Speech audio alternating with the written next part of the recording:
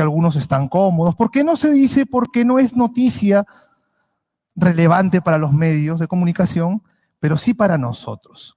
¿Y por qué se los digo? Porque lo que se va a venir o lo que puede venirse, si es que no lo detenemos, va a recaer sobre las nuevas generaciones más que sobre las viejas.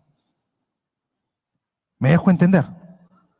No va a caer sobre los que ya están aquí, sino, o sea, mejor dicho, las generaciones de 50, 60 años, sino que va a caer sobre las generaciones nuevas como ustedes.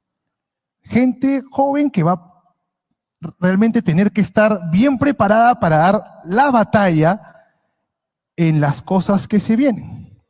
Entonces, vamos a empezar, porque tengo mucho que decir, pero de todas maneras, si no llego a terminar, yo le he pasado a Alexander un drive. Por eso también es bueno que hable con ustedes, porque cuando hablo con gente de 60 años, le digo un drive y estamos perdidos. Un drive con toda la documentación de lo que voy a decir acá, con todos los textos y todos los libros. ¿Por qué? Porque lo que me interesa a mí es despertar en ustedes esas ganas de conocer. Porque si ustedes no tienen ganas de conocer, van a depender siempre del que les habla desde aquí.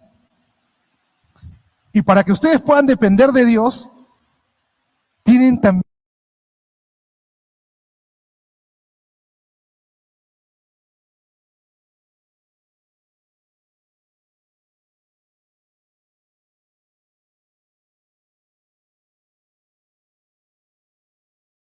que investigar por ustedes mismos. ¿Ok?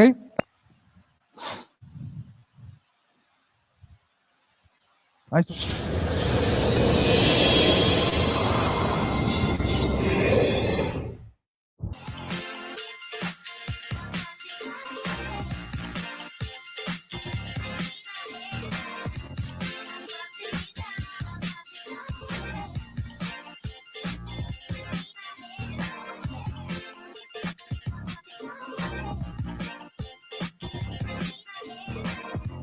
La Constitución dice que todos tenemos dignidad. Esa figura de la dignidad es nacida del cristianismo, porque el cristianismo dice que todos los seres humanos fueron creados a imagen y semejanza de Dios. Ningún otro ser creado por Dios está hecho a su imagen y semejanza. Ojo, ningún otro. Esa dignidad que nosotros tenemos se plasma en los derechos que tenemos. Es la base de esos derechos. Pero ahora hay una agenda diferente que trata de ser introducida a través de organismos internacionales, a través de ONGs, a través de jueces, a través de legisladores, a través de políticos, a través de personas de influencia que van contra esa agenda. Luego, hay una intervención del Estado en el fuero privado de las personas. Siguiente, por favor, y ahora lo vamos a ver. La imposición de la política pública de la transversalización del enfoque de género. El enfoque de género en realidad lo que te dice es que los seres humanos somos moldeables por la cultura y que toda nuestra sexualidad está basada en la cultura, no en lo biológico, cuando en realidad es la unión de los dos.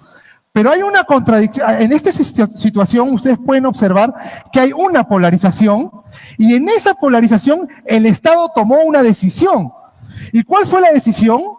No hacernos caso a nosotros, que por fe creemos que Dios creó un hombre y una mujer, ¿cierto? Eso es lo que creemos. No nos hizo caso a nosotros, le hizo caso a la agenda, se metió donde no debe. Se metió donde no debe, ¿por qué? Porque ¿a quién le dice Dios que eduque a sus hijos?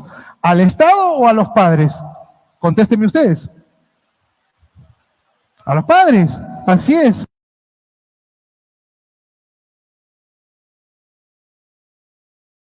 No les dice desde el Antiguo Testamento, acuérdense y díganle a sus hijos lo que hizo su Señor por ustedes, cómo los sacó de Egipto, cuéntenles mis maravillas para que nunca se olviden quién es su Dios.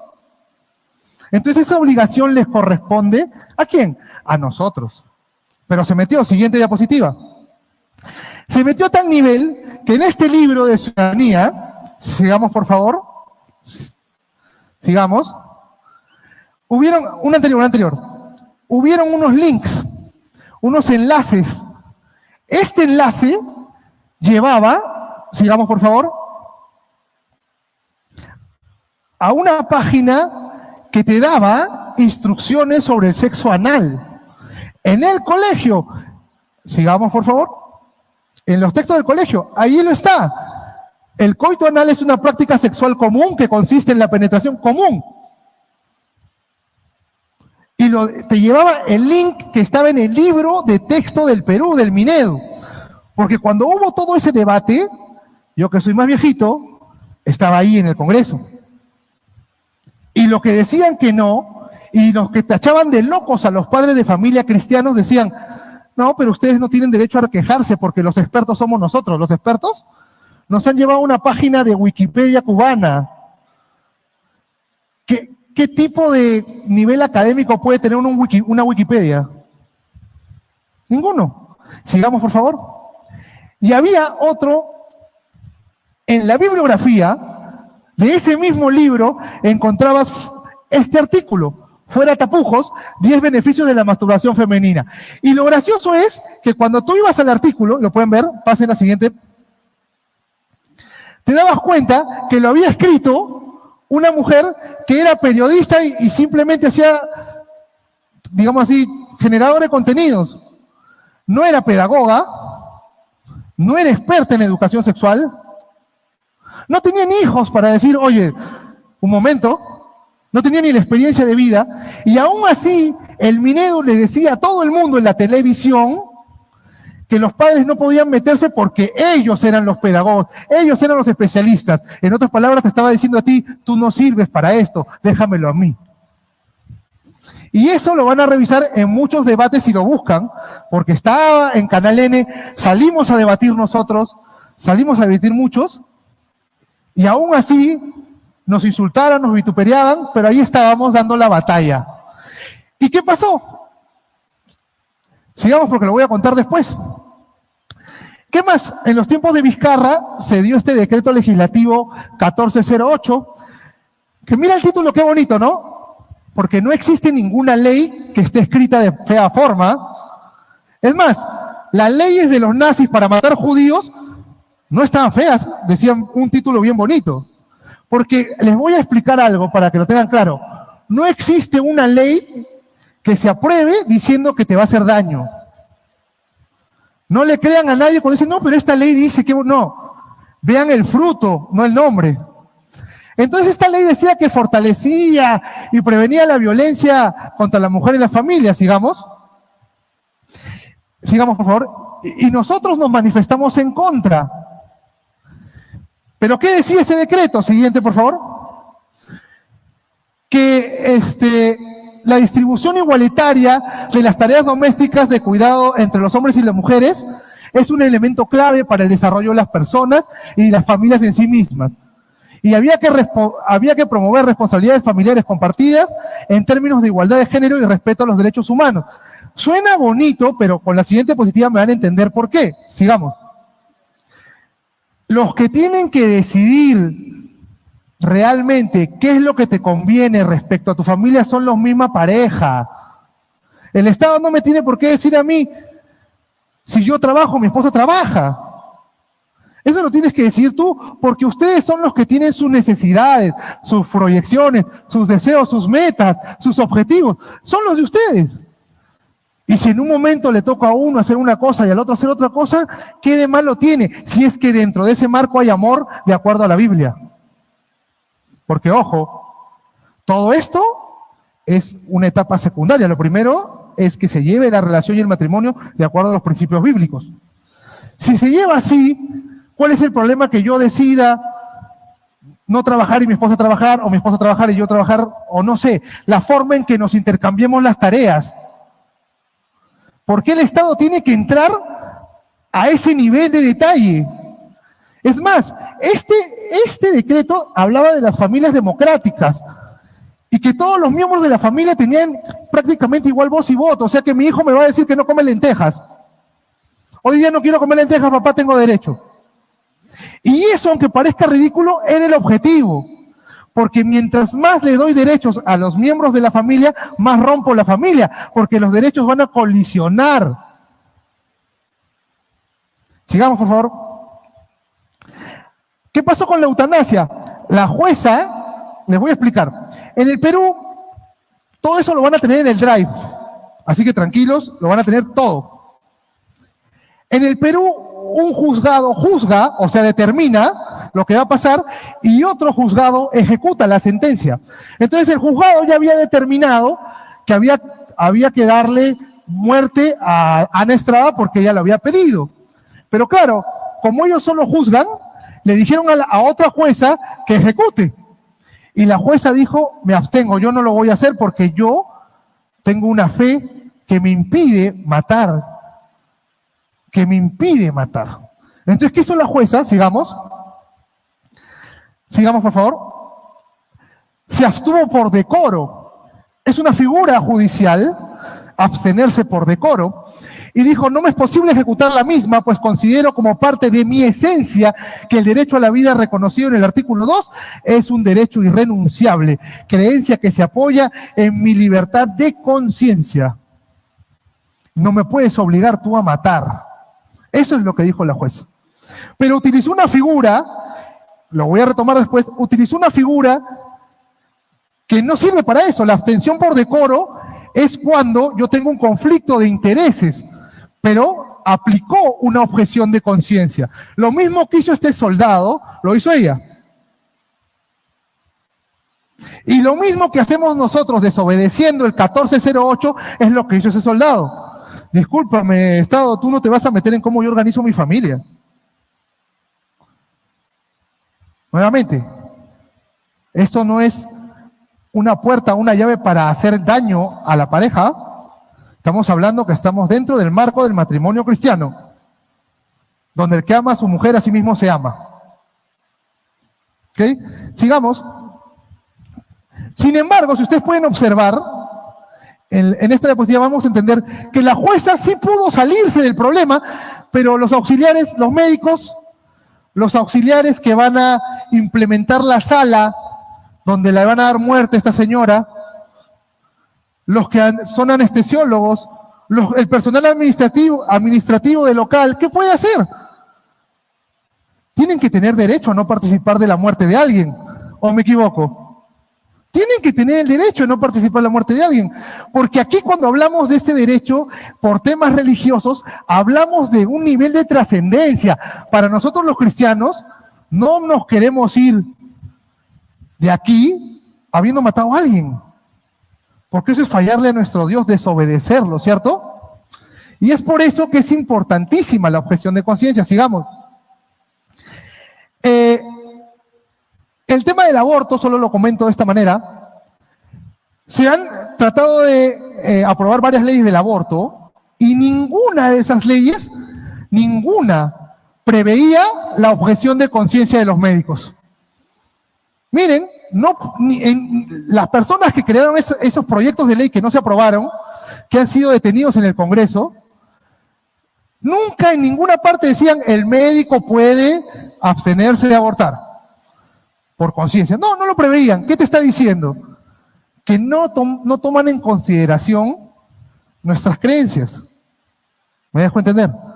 Que les empiezan a creer que el Estado puede pisotear tus creencias. Sigamos, por favor. Sí. Sigamos, otra más. El uso de los servicios higiénicos. No sé si se han enterado de esto, pero lo que pasó fue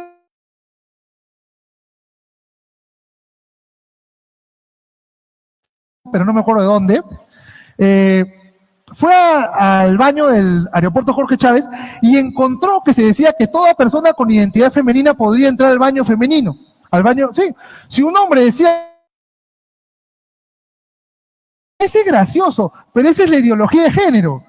Porque si el género no es, si el sexo, si la sexualidad de la persona no tiene raíces biológicas y solo tiene raíces culturales, quiere decir que cambia la cultura, cambia el sexo de la persona. Y el sexo ya no se hace un dato inmutable, sino se convierte en lo que la persona quiere. Porque ¿quién crea la cultura? La persona.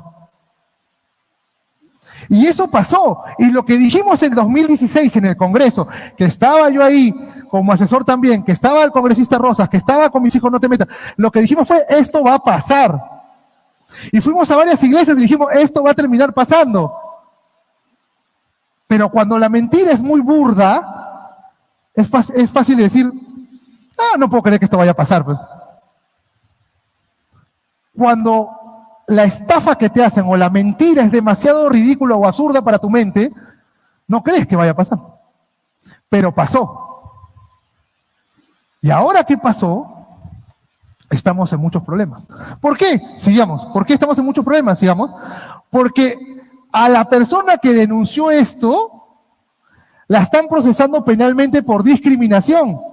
Una hermana nuestra está siendo procesada penalmente por discriminación. Y si esto ya está, ¿por qué a ustedes no lo van a meter preso si se quejan? Sigo, por favor. ¿Qué dice la Defensoría del Pueblo? La Defensoría del Pueblo, ojo, sigue la siguiente, por favor. Se puede afirmar que restringir a las mujeres trans, a los hombres, el uso de los servicios higiénicos de mujeres por motivo de su identidad de género constituye un acto de discriminación. Es decir, la Defensoría del Pueblo, que debe defender a las mujeres y a los niños, se ha puesto del lado de los hombres que quieren entrar al baño de mujeres. Y es un documento oficial que yo le solicité a la Defensoría para que me la conteste, a través del despacho del congresista Muñante, donde yo trabajo. Y seguimos, por favor. En ese sentido, nuestra institución no considera la existencia de un menoscabo o riesgo a los derechos de la niñez. La Defensoría del Pueblo. Y esto, que debería ser un escándalo nacional, no lo es. Seguimos. ¿Qué más dice? Por tanto, apelar al principio del interés superior del niño, es decir, tratar de proteger al niño como argumento para ponernos al tema de los baños, es usar ese concepto para discriminar. Mira, es decir, ya un padre no puede decir nada. Si un padre ve a un hombre entrando al baño donde está su niña, no puede decir nada. Porque al toque llega la fiscalía y te mete preso. ¿Es para reírnos? Yo creo que no. Pero sí es importante que también lo tomemos con criterio, porque yo también estaba pensando, no los quiero asustar más de la cuenta. Porque al final nosotros somos cristianos y tenemos a un Dios con el que somos más que vencedores. Y nos ha permitido detener muchas cosas y seguir combatiendo estas cosas. Pero es importante que sepamos que el diablo no se va a detener. ¿Okay? Va a estar como león rugiente buscando a quien devorar. Y nosotros tenemos que dar batalla. Sigamos. ¿Qué dijo aquí ya el Ministerio de la Mujer? Ya ese es el colmo. Sigamos. No. En primer lugar, es importante señalar que la medida tomada por Lima Airport Partners es acorde con el respeto a la identidad de género de las mujeres trans. Si les impides, estás profundizando discriminación. ¿Y las mujeres qué? Pero es que ya no hay mujeres, pues. Porque la ideología de género te dice que mujer es el que se siente como tal. Si ustedes revisan la definición de mujer de la Universidad de Cambridge, que no la tengo acá, dice eso, dice persona que nace con cromosomas XY y también que se cree tal. Eso dice la Facultad de Medicina de Cambridge. O sea que la estupidización que estamos sufriendo no es un tema de gente que no sabe lo que hace. ¿Ok? Saben lo que hacen. Seguimos. Tenemos otro acá. Esto fue del Ministerio de Justicia, porque le preguntamos a los tres y dijeron lo mismo. Es más, aquí sí mencionan, sí, la siguiente, por favor. Aquí sí mencionan el artículo 323 del Código Penal de Discriminación. O sea, el Ministerio de Justicia está diciendo, cuidado, no digas nada, que te meto preso. ¿Qué más sigue? Sigamos, por favor. La otra, por favor, porque esto ya lo van a poder leer con mayor... Se crearon el año pasado, por eso yo en política no me junto con las personas ni apoyo cualquier causa, porque se apoya a la fiscal Benavides, es un problema de ellos. En los temas espirituales hay que tener una postura concreta. La Junta de Fiscales Supremos, incluida Benavides, crearon las Fiscalías de Derechos Humanos. ¿Para qué? Siguiente, por favor. Este es el decreto que las crea. La siguiente, por favor. Para que se cumplan todos los estándares mínimos y lineamientos desarrollados en las opiniones consultivas de la Comisión Interamericana de Derechos Humanos y en la jurisprudencia de la Corte. Yo les tengo que explicar. Nosotros somos parte de un pacto que se llama el Tratado Internacional de Derechos Humanos de la OEA, ¿ya? El nombre es Convención Americana sobre Derechos Humanos. Por esa convención estamos sometidos a una corte internacional. Y cuando esa corte internacional falla, nosotros tenemos que obedecer. Esa corte tiene también una comisión. La comisión, más que todo, es una observadora que recomienda cosas y que también puede, como un fiscal, llevar el caso al juez, o sea, a la corte. Entonces, lo que ha hecho los fiscales supremos, siguiente, por favor, es someter la autonomía de nuestros fiscales a esa corte. Y ahorita ustedes no entienden, bueno, ¿qué tiene de malo eso? Ahorita lo vamos a ver. Lo ha sometido. Es más, no solo lo ha sometido a los casos donde el Perú ha participado, porque si tú participas en un juicio y fallan en contra tuya, tienes que aceptar. Pero cuando tú no participas, ¿por qué tengo que aceptar lo que tú le dijiste a él? Si yo no me he defendido. Yo no me he defendido. Que tú le hayas fallado a Costa Rica, que tú hayas sancionado a Argentina, a mí qué me importa, yo no me he defendido. Así que yo no tengo por qué aceptar tu fallo. Pero la Corte dice que el fallo que hace lo aceptan todos, aún los que no se han defendido. Y también somete, lo que ha hecho la Junta de Fiscales Supremos, somete a las decisiones de la comisión. Y la comisión, lo peor es que la comisión ni siquiera tiene poder vinculante. ¿Qué quiere decir poder vinculante? No es obligatorio lo que dice. Con este decreto han vuelto obligatorio lo que dice. ¿Y qué dice? ¿Cuál es el problema? Pasemos, por favor. Miremos el caso de Olga Izquierdo. Ella está en la primera fiscalía. Su caso de la chica, de la señora que se quejó por los baños, está en una fiscalía de derechos humanos. Prácticamente está sentenciada. ¿Por qué? Porque ¿cómo creen que va a invocar el caso el fiscal? Como lo dice la Comisión de Derechos Humanos. ¿Y qué dicen ellos? Que es parte de la identidad, del derecho humano a la identidad de género, utilizar los baños de las mujeres, que los hombres lo utilicen. Ellos ya lo han dicho. Entonces ya el fiscal no tiene nada que hacer. Es un monigote, es un títere. ¿Pero un títere de quién? Y ahora lo vamos a ver. Siguiente, por favor. ¿Por qué es el peligro? Este informe, que ese creo que no lo puse en el drive, pero lo voy a poner, ¿ya? Lo bueno es que lo puedes adaptar, lo puedes poner cuando quieras. Este informe lo hizo la ONG Global Center for Human Rights. Esta ONG hizo un balance de quienes le pagaban a la CIDH y a la Corte IDH. O sea, quiénes le pagaban, quiénes eran los que le daban plata a esos dos organismos internacionales a los cuales estamos sometidos y a los cuales están sometidos las fiscalías. ¿Ok? ¿Y qué encontró? Encontró que diversas ONGs le daban plata y encontró también, porque eso es público, eso es lo más gracioso, es un soborno público. Como yo estoy diciendo que me dan plata, no pasa nada, porque ya es un soborno institucionalizado. Entonces, no solamente le dan plata las ONGs y empresas, como Facebook. Facebook le da plata a la Comisión Interamericana, pero para censurando a todo el mundo, ¿sí o no? Y todavía le da plata para que vean temas de libertad de expresión. O sea, es como decir que reino dividido, no es reino dividido, no están peleando contra sí mismos, es lo mismo. ¿Qué más descubrió? Que habían países que no eran parte de la OEA, que también daban plata y metían su agenda allí. Pero vamos a hablar de un caso que es el caso que a mí me llamó más la atención porque esta investigación, si dice yo, bajemos por favor. La Fundación Arcus le da plata a estos organismos. ¿Y qué es la Fundación Arcus? Se dedica a apoyar dos cosas, a los LGTB y a los simios. Y él lo dice en su página web, ¿eh? A mí también me da risa, ¿no? Solamente LGTB y simios, los demás no interesa. Y le ha dado plata desde el 2014 hasta el 2022, le ha dado $445,000 al Sistema Interamericano de Derechos Humanos. ¿Ustedes qué pensarían? Les hago la pregunta. Si Yanacocha le pusiera $50,000 a la Corte Suprema de Justicia de Perú, ¿qué pensarían ustedes? Si Telefónica le pudiera $100,000, le donara, ¿no? Como ellos donan, $100,000 al Tribunal Constitucional. ¿Qué pensarían ustedes? Si, no más, las empresas chinas que van a hacer el puerto de Chancay le donan $800.000 a la Corte Superior de Chancay, que justamente que está al costado del puerto. ¿Qué pensarían ustedes? Obviamente eso es un soborno. Obviamente lo es. Y tú no ves al Ejecutivo diciendo nada. Tú no lo ves diciendo nada.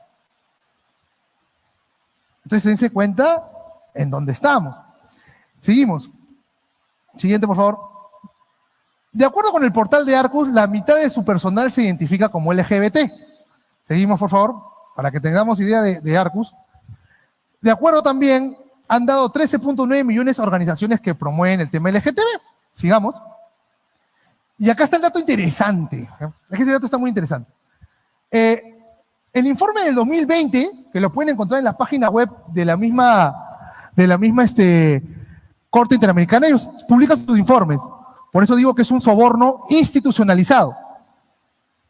Es como decir, te robo, te quito algo, pero lo pongo en mis libros contables y en mi declaración jurada. Eso hizo la Universidad Católica, donde yo provengo, cuando le empezó a cobrar de más a sus alumnos.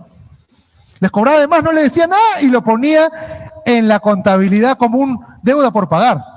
Pero como tú no te enterabas, si pasaban 10 años, se prescribía tu deuda y no tenías nada que cobrar. Y sin embargo nadie los metió presos. Semejantes delincuentes. Así ha sido uno mi profesor. Y acá les cuento de este temita. Sucede que el 2020 Arcus le da $50.000 a la Corte Interamericana y a la Comisión. Y además le paga $100.000 para que le haga un informe. Y es un informe, más que todo para... ¿A dónde lo tengo? A ver. Les hago un informe especial. Ahí está. Sobre protección y promoción de los derechos ¿de quiénes? De los gays, pues no van a ser de los chimpancés. Acuérdense que ellos dijeron, solo estamos con los simios y con los LGTB. Entonces, con los gays. Y además, cuando vean aquí, cuando tengan el de la positiva y vean aquí el cuadrito, la comisión agarra dos miembros de Arcus y los coloca dentro de su organización. Ya, pues ya, o sea, los coloca dentro de su organización. ¿Los coloca dónde? En la relatoría LGBT, o sea, los que van a vigilar a los estados. Arcus se convierte en el verdadero mandamás de nosotros, porque le dan una beca y los colocan. ¿Quién paga la beca? Arcus. Y así van a poder revisar, sigamos por favor, los demás casos. Ustedes lo van a poder revisar porque además van a encontrar los links de esos informes para que ustedes lo vean. Sigamos por favor. Entonces, mire, el esquema ya lo tenemos claro, es al toque. O sea que los deditos, ahora sí. La Fundación Arcus le estaría pagando al sistema interamericano una tarifa anual, porque hay que hablarlo así, le está pagando una tarifa anual, a cambio de que la Comisión Interamericana otorgue una beca a sus funcionarios y los meta dentro de la organización para que controlen a los estados. Y este es un negocio jurídico que se maquilla como una donación.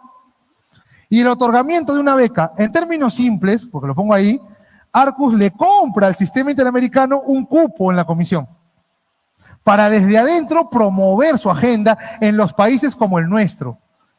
En el caso de Arcus, la CIDH ha colocado a sus funcionarios en la relatoría LGTB y en el sistema de monitoreo de recomendaciones. O sea, lo que yo digo como comisión, ¿quién lo va a vigilar? Tú, Arcus, ven, tú vigila al Perú, tú vigila a Argentina, tú vigila a Bolivia. Pero estas naciones son cristianas, me importa un pepino. Tú estás pagando los $50.000, ellos no están pagando nada.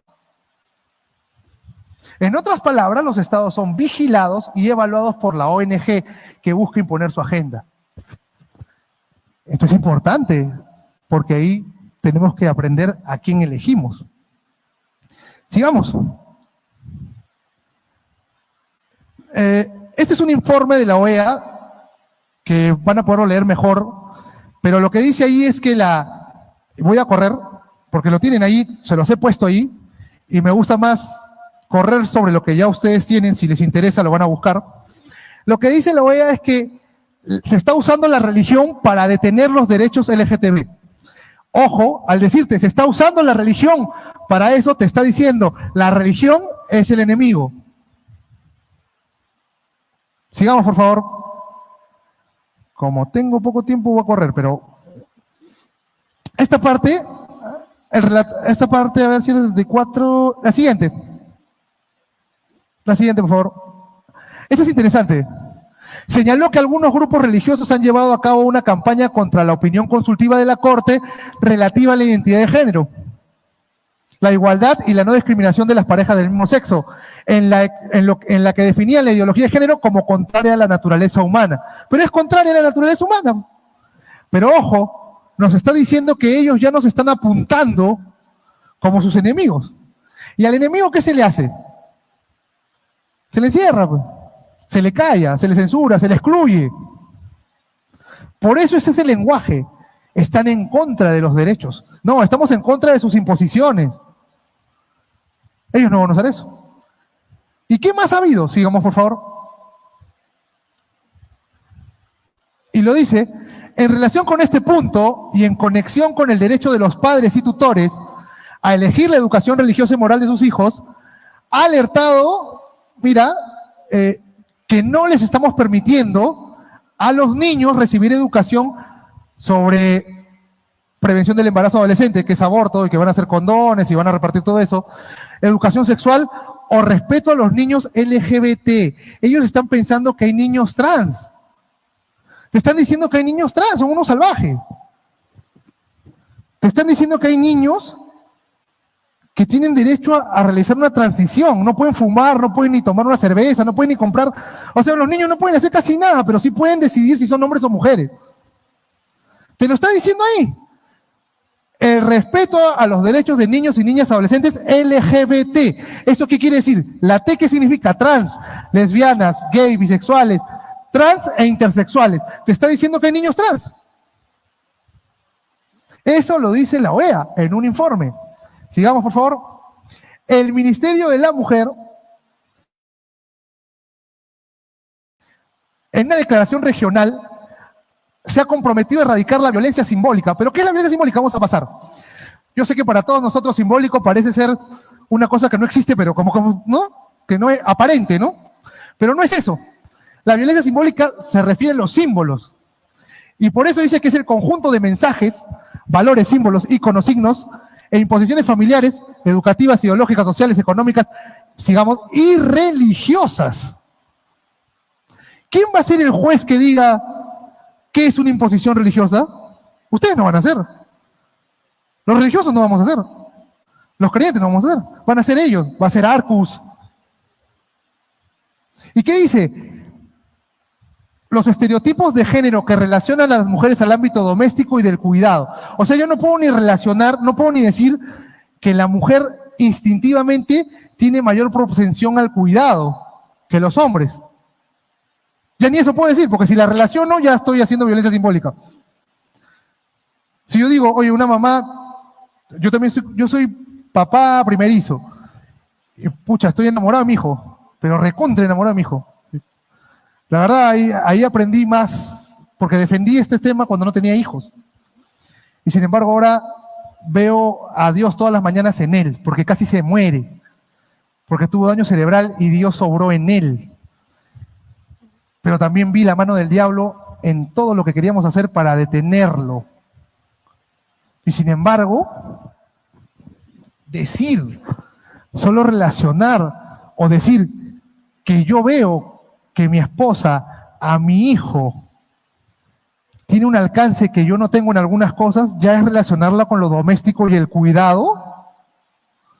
¿Eso está mal? Decir una mujer tiene que cuidar su casa, ¿está mal?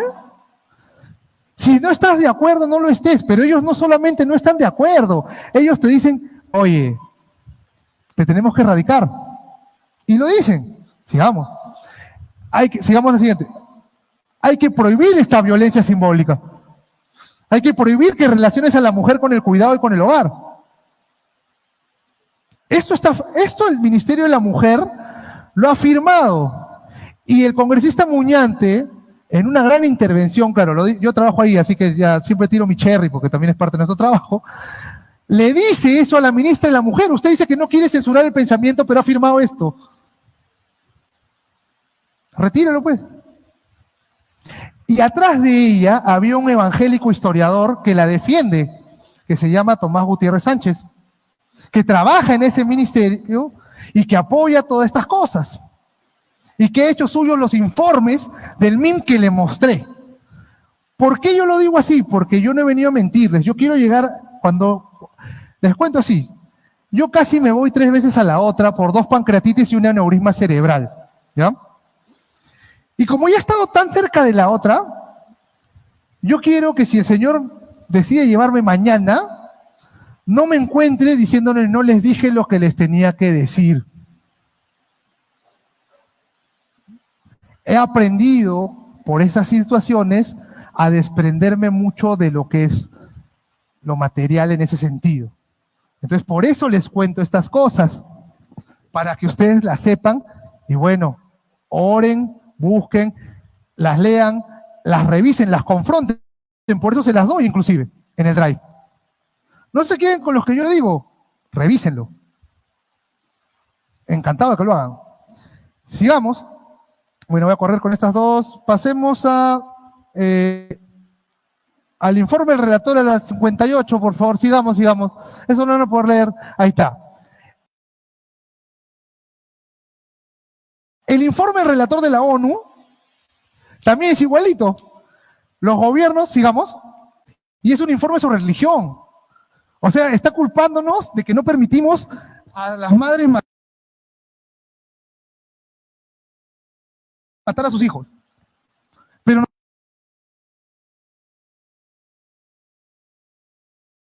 nos están poniendo como malos. Están armando toda la camita.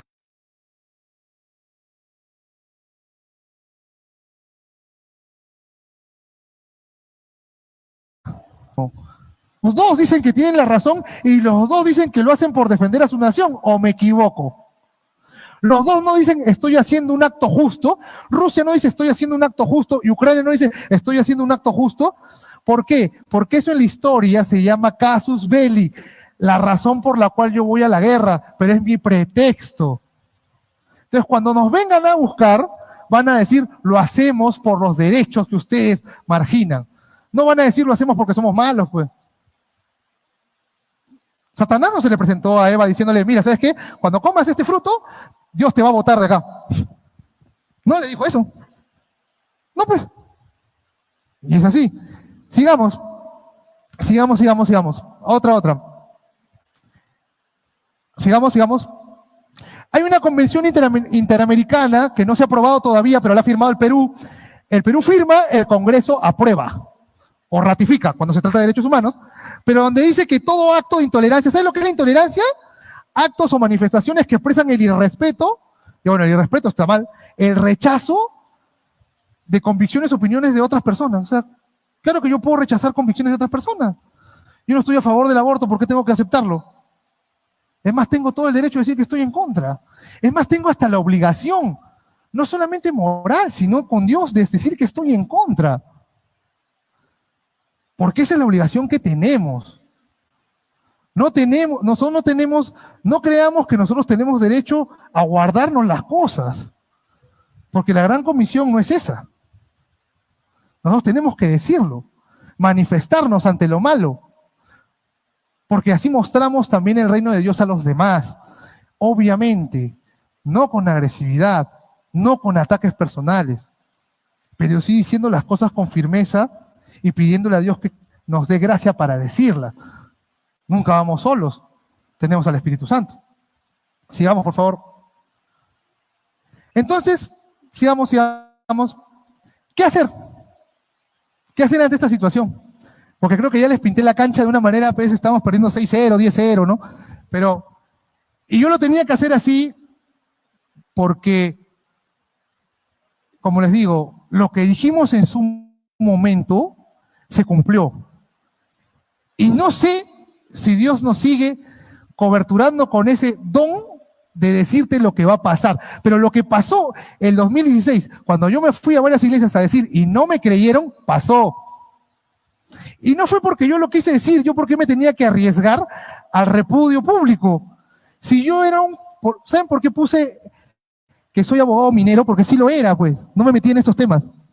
Estos temas no me interesaban. Yo estaba alejado de Cristo. Sí había recibido al Señor cuando era pequeño, pero estaba alejado. Y sin embargo,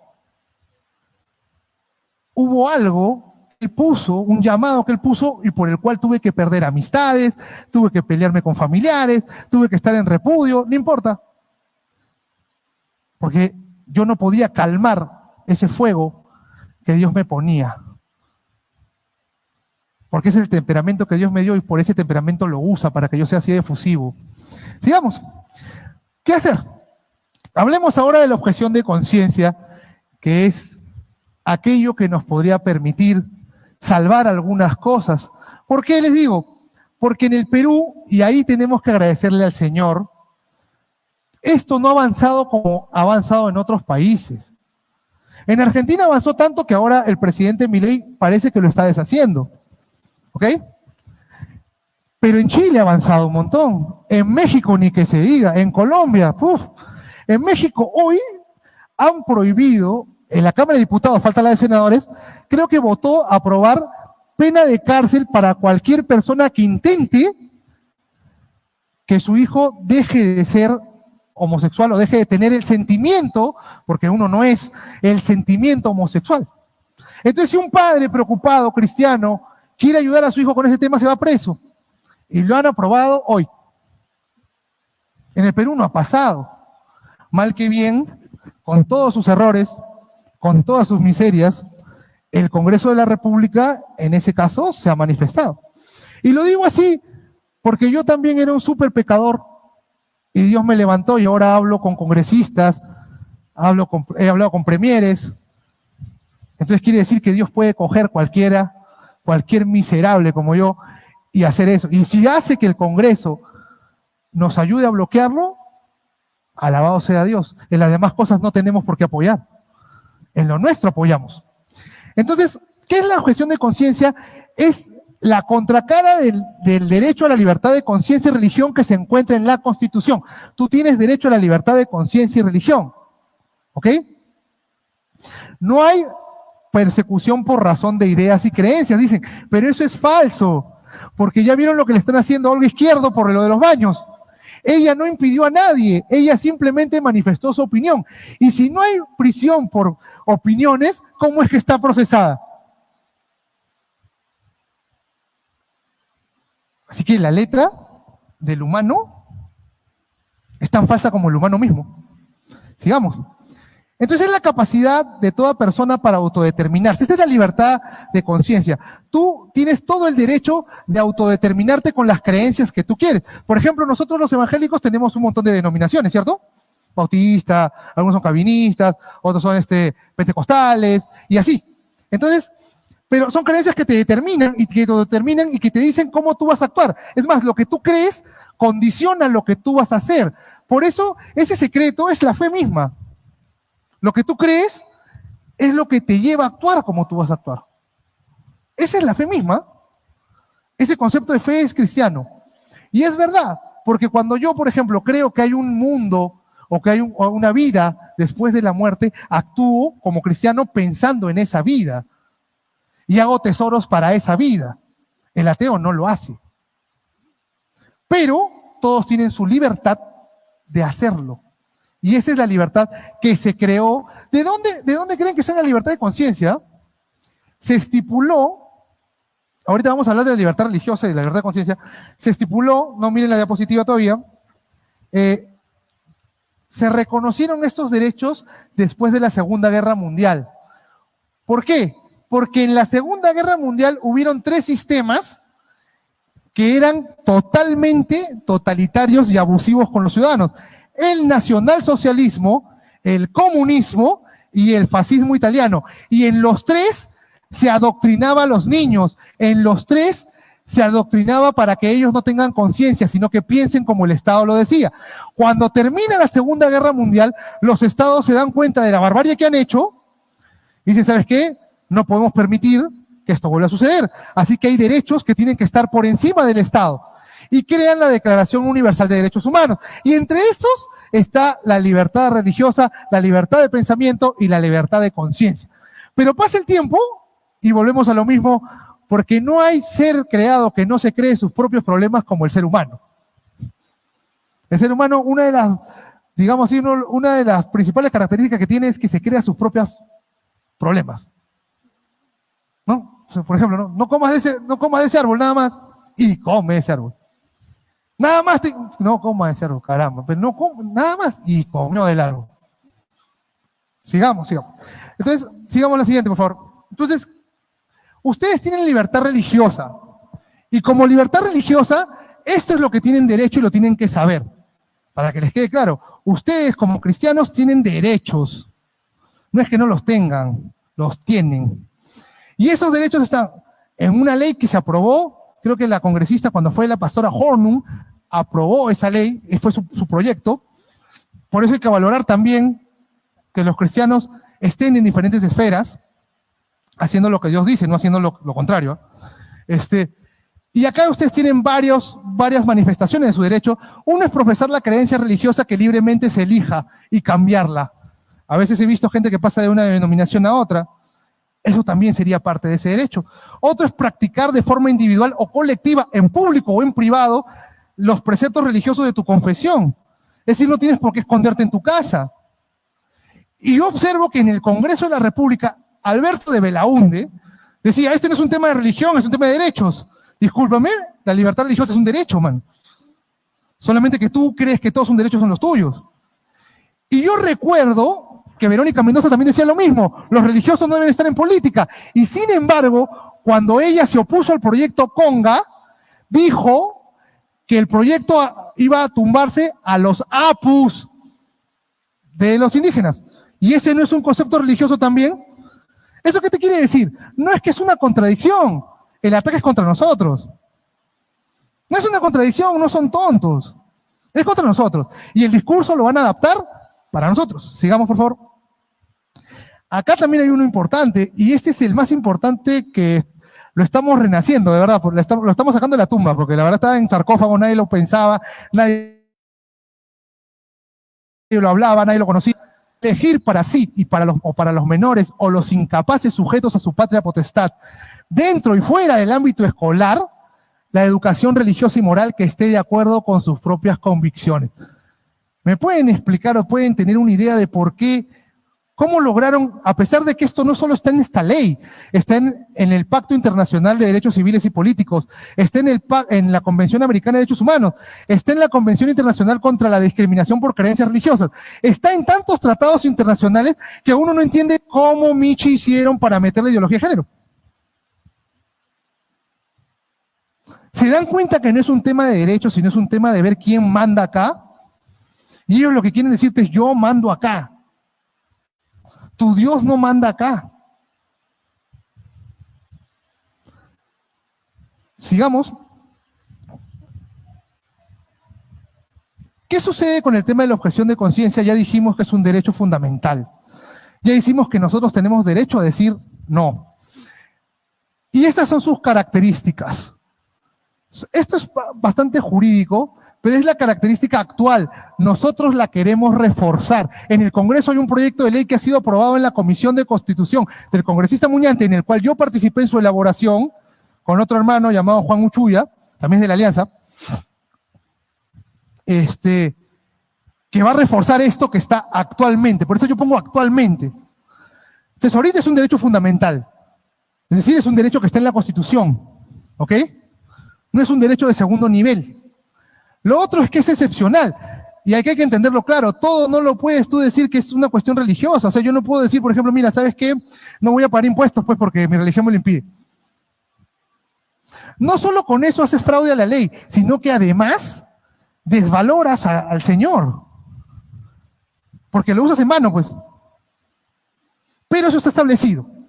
Lo otro, y que aquí está uno de los mayores problemas, es que el Tribunal Constitucional en su momento dijo que, ok, tú puedes objetar, pero tienes que seguir cumpliendo hasta que el tribunal falle.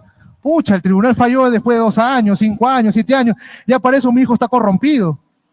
¿Cierto? Ya para eso mi hijo está corrompido, porque la conciencia es diferente que, ¿cómo se llama? Ustedes deben saber los temas de sanidad del alma. Bueno, yo soy pentecostal, pero el tema de sanidad del alma. En el alma no se curan con curitas, con que va a pasar, se va a cicatrizar. El Señor nos ha tratado a casi todos.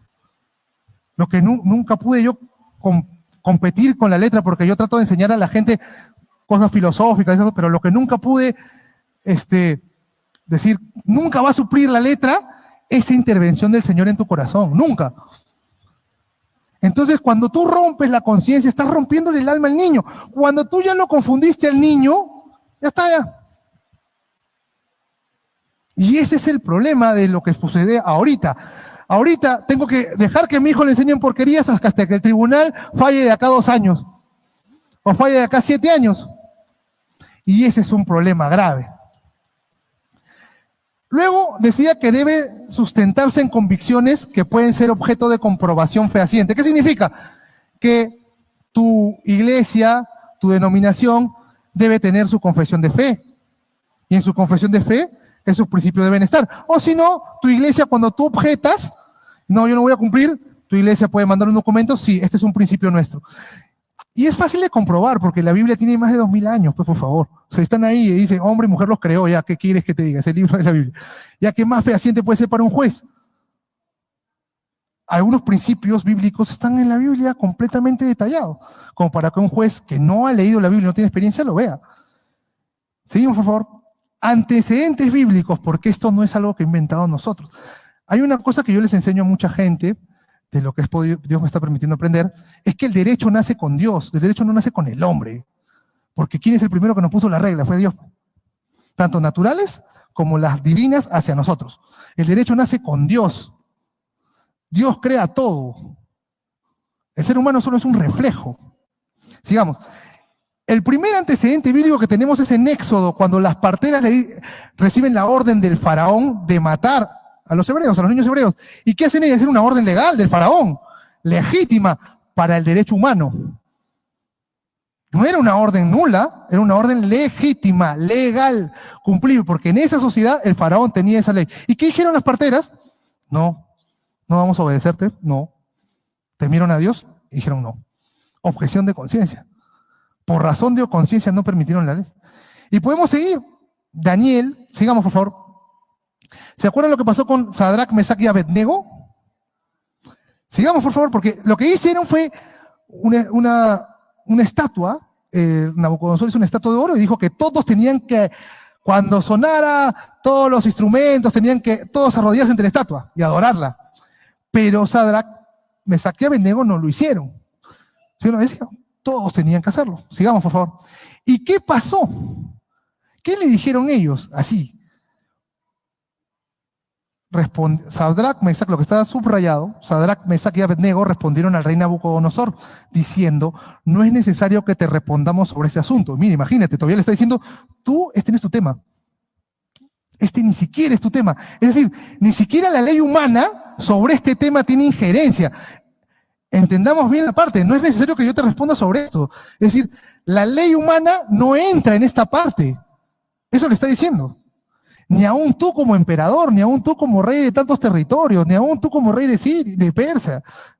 Fuera.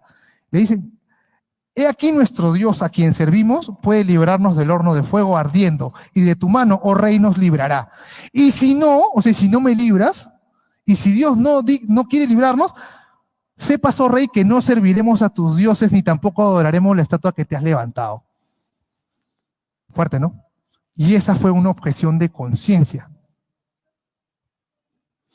Está diciendo, ¿tú eres la autoridad terrenal? Sí. Porque inclusive en la Biblia sale que le dicen, vayan allá y vivan como si no pasara nada, tranquilos, ¿no?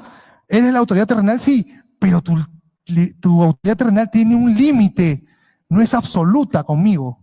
Porque hay una idea media errada, que si me da el tiempo la trabajo, pero está en el Drive, donde se cree que estamos sujetos totalmente y el poder de la autoridad terrenal es total. No es total. La Biblia lo dice. Tú, sobre este tema, no tienes nada que decir. Donde la ley humana choca con la ley divina, ¿qué debo hacer? Obedecer la ley divina. No solamente lo dice Daniel. También en el foso de los leones, Daniel. Sigamos dos. Ahí está. ¿Qué hizo Daniel cuando se enteró de la orden que le dijo que hizo el rey Darío? ¿Qué hizo Daniel? Entró a su casa y con las ventanas abiertas oró y adoró al Señor, para que lo vean. Eso hizo. Tremendo valiente. Así, vamos a morir ya, pues. Pero yo voy a seguir igualito, porque sobre este tema tú no tienes competencia, tú no tienes jurisdicción, tú no tienes autoridad. Hay que entenderlo bien. Daniel, ojo, esto no es que nos levantemos en armas ni que hagamos marchas violentas, ¿ah? A veces la gente se confunde. Pero es, yo no te obedezco a ti. Así como los cristianos los perseguían en el Imperio Romano y le decían, tú tienes que renunciar a Cristo y te salvas. Es decir, si tú renuncias, entras en mi legalidad. Ellos decidieron quedarse fuera de la legalidad. Y hasta Policarpo, les recomiendo leer a Policarpo, un mártir, dijo, apúrate, ya quiero ir donde, apúrate de una vez, quiero ir donde mi Señor, mátame de una vez. Así. Seguimos. Y bueno, ya saben la historia de Daniel. seguimos. Ahora llegamos a este punto importante. ¿Cómo objetamos? ¿Sí o no? Porque ya fue bastante teoría. ¿Cómo objetamos? En la vía administrativa, ¿qué significa la vía administrativa? Cuando no es judicial. Así de simple. Cuando no es judicial, cuando es en tu colegio, es en tu trabajo, ¿sí? Es en tu colegio, es en tu trabajo, es en alguna parte. ¿Por qué? Porque la libertad religiosa la tienen que también, como es un derecho humano, se lleva con el humano. Y como se lleva con el humano, también cuando él da trabajo te la tienen que respetar. ¿Me entienden? ¿Me entienden? Entonces, ¿qué es lo que sucede? ¿Qué es lo que deben hacer? ¿Y qué es lo que van a encontrar en el Drive? Van a encontrar un modelo de carta que les he preparado con mucho cariño para que la tengan. ¿Y qué van a tener? La norma, ¿qué tienen que ustedes poner en la carta? La norma legal o administrativa que ustedes están objetando. Por ejemplo, los cursos de género que están dando obligatoriamente a los empleados públicos. Yo objeto el cumplimiento de tal decreto supremo o de tal norma. Entonces se averiguan, ¿no? El principio o doctrina que es vulnerada por la norma legal. Yo creo que el Dios creó hombre y mujer los creó y solamente ellos pueden casarse, ¿no? Y entonces yo, por ejemplo, estoy en contra de la resolución de alcaldía que dice que yo case parejas del mismo sexo, ¿no? Un ejemplo. Seguimos lo mismo. Las normas internacionales y nacionales, de ese ni se preocupen porque en el Drive también están. Todas las normas nacionales e internacionales sobre ese tema se las he puesto también en el Drive. ¿Qué pueden adjuntar? La carta de su entidad religiosa. Se vienen aquí, hablan con Marita y le dicen, ¿saben qué? Marita, ¿sabes qué? En el colegio, en el colegio me están obligando a esto. A mi hijo lo están obligando a esto. Un ejemplo, ¿no? Marita, por favor, envíe una carta de la entidad diciendo, yo soy miembro de esta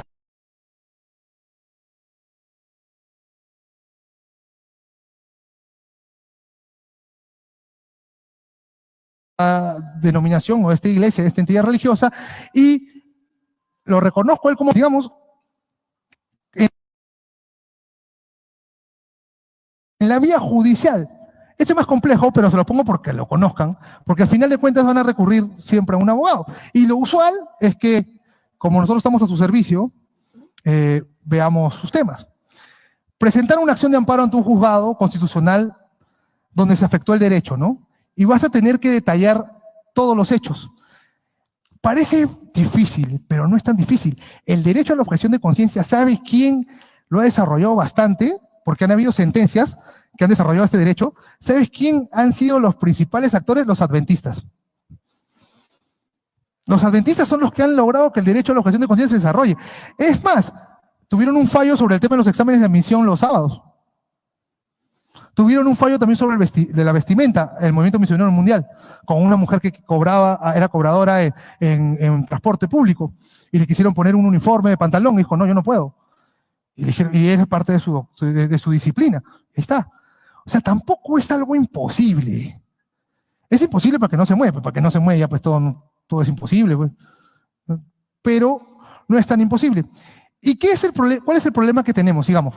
Ahorita, ¿cuál es el problema actual de este derecho? Que lo queremos cambiar y lo vamos a cambiar. Que a pesar de que el reglamento de la ley dice que todas las entidades públicas tienen que tener un procedimiento para que tú puedas objetar, ninguno lo ha hecho. Han pasado como 10 años de la ley y ninguno lo ha hecho. Tanto es así que les dije que la jueza se había abstenido por decoro, ¿cierto? No les dije que ella había objetado conciencia. Ella usó la figura de la abstención por decoro porque el Poder Judicial no tiene procedimiento. Es más, en la mesa técnica que participé en enero, recién el MINSA decía que iba a preguntarle a la gente si querían, a los cirujanos, a los médicos, si querían abortar o no. Pala, pero estábamos en las cavernas, le dije, estábamos en las cavernas, ¿no? Es decir, el derecho a la libertad religiosa parece que está de moda ahorita, o lo vamos a poner de moda, digámoslo así. Lo vamos a poner de moda, porque parece, por todo lo que estamos viendo, que no se hubiera desarrollado bien. ¿Qué más? Que no existía un marco que cautele provisionalmente a la persona. Cuando la persona objetaba, les dije, tenía que esperar al Poder Judicial. Nosotros estamos proponiendo lo contrario. Para ciertos casos que son evidentes, como por ejemplo estén involucrados los niños, obviamente yo no cumplo hasta que el Poder Judicial decida. No es que yo cumplo hasta que el Poder Judicial decida, porque si no, así mi hijo ya va a tener 20 años. Pues. Mi hijo tiene 20 años, ya, pucha, ya sale a marchar con su banderita multicolor, ya me lo malograron. Hay que tener eso en cuenta. Y lo mismo con el aborto. A veces el tema del aborto llega en un minuto, no es que pueda esperar. A veces la decisión se toma y tengo que esperar al juez a que decida. Eso es lo que estamos planteando, que ya no necesitemos esperar al juez para que decida. Un momento. Nos negamos y que el juez decida si estoy de acuerdo o no, ya que vea su tiempo, pues. Pero los problemas del Estado no tienen por qué asumirlos los ciudadanos.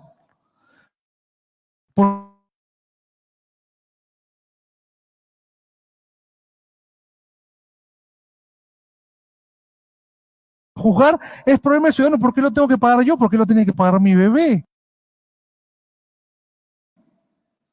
No, no tiene que ser así, no es así. Este valor vamos a hacer valer nuestros derechos de manera diferente.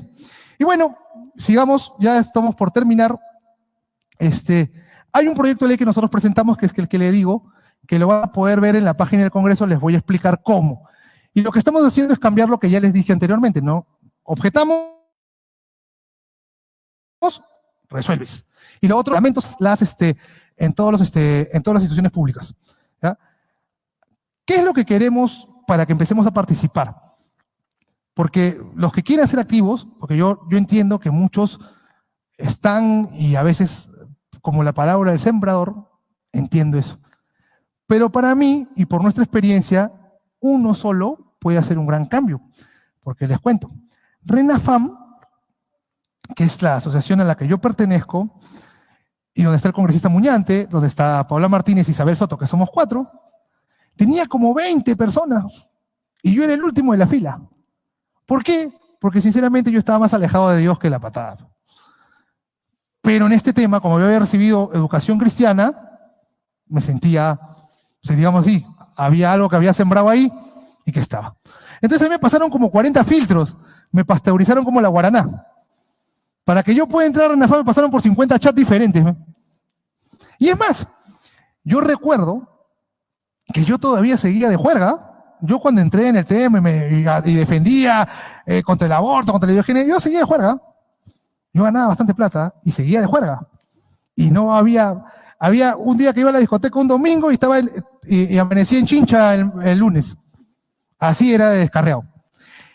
Y aún así, Dios me llama, me corrige, me moldea y yo soy uno. RENAFAM tenía como 25 personas, ahora solo tiene 4.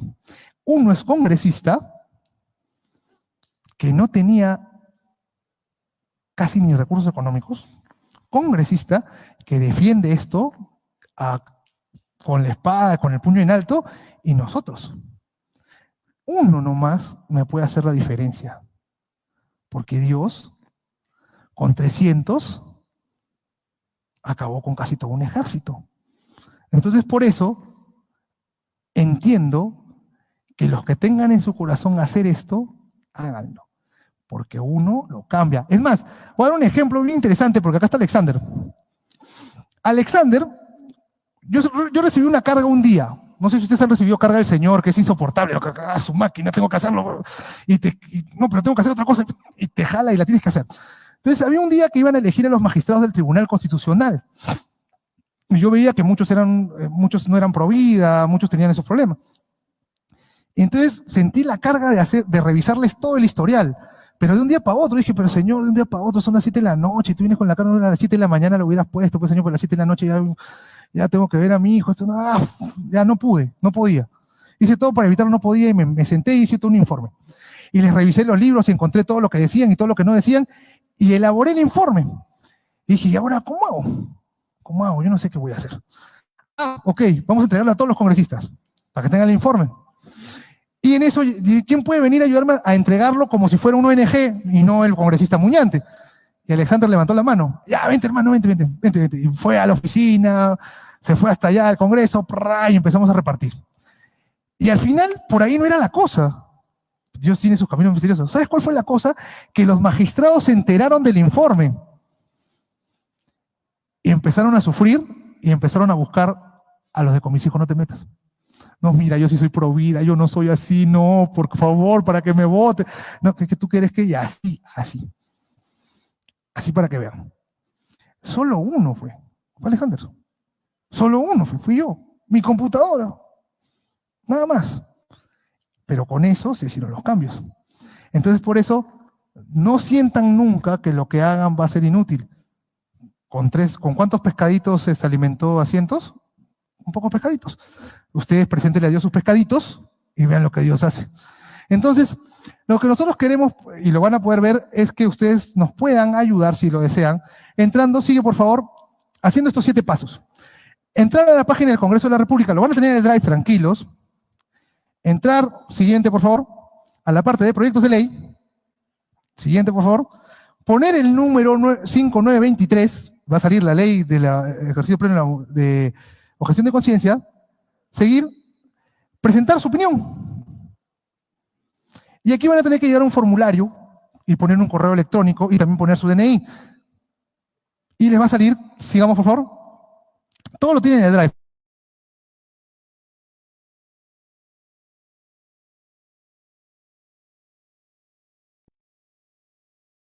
Y le va a salir, van a poder enviar un código de validación. Sigan por favor, van a recibir su opinión, sigamos.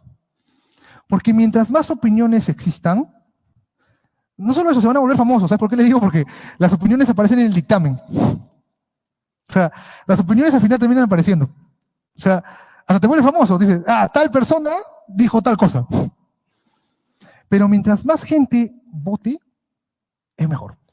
Ahora, lo que yo les voy a pedir, porque les hago esta pregunta, que la van a poder encontrar en las diapositivas y la van a poder responder, es que, sigamos por favor, y con eso cierro, ¿qué es del César y qué es de Dios? Porque a veces se nos dice que nosotros tenemos que someternos absolutamente a la autoridad humana. Y hemos visto que no, porque inclusive Pedro y Pablo, no, Pedro fue, y fue no me acuerdo con quién, ante el concilio que dijeron, prefiero servirle a Dios antes que a los hombres, cuando les prohibieron criticar a Jesús. Y como ustedes observan, casi todo lo que les he mostrado, al inicio, lo que busca es evitar de que tú evangelices. ¿Cierto o no es cierto? De que tú puedas cumplir la gran comisión. ¿Cierto o no es cierto? Entonces, todo acto que tú hagas que coadyuve a la gran comisión es correcto. Y si yo tengo que oponerme a una ley que va contra la ley divina, tengo que oponerme. Repito, ustedes van a encontrar después de esto, acá no voy a seguir, van a encontrar toda una hipótesis de un estudio sobre la ley divina y la ley humana y sobre Romanos 13 que yo he hecho. No significa que sea palabra sagrada ni nada, ¿no? Pero se los planteo como hipótesis para que vean de qué manera yo interpreto con algunos conceptos filosóficos ese llamamiento al sometimiento a la autoridad. Es un llamamiento a una autoridad que Dios ha colocado. Y Dios no coloca una autoridad para que lo contradiga a Él. Dios podría colocar una autoridad para que te prohíba o para que te obligue a maldecir al Espíritu Santo. ¿O para que te prohíba predicar? No. Y entonces cuando ustedes lo vean, Si con Alexandra crean un chat, me preguntan qué les parece y qué tal no. Yo siempre dejo todo eso a disposición de ustedes para que ustedes lo escudriñen, lo lean, lo consulten, lo verifiquen, me contradigan, porque de eso es que nos nutrimos nosotros en el frente de batalla.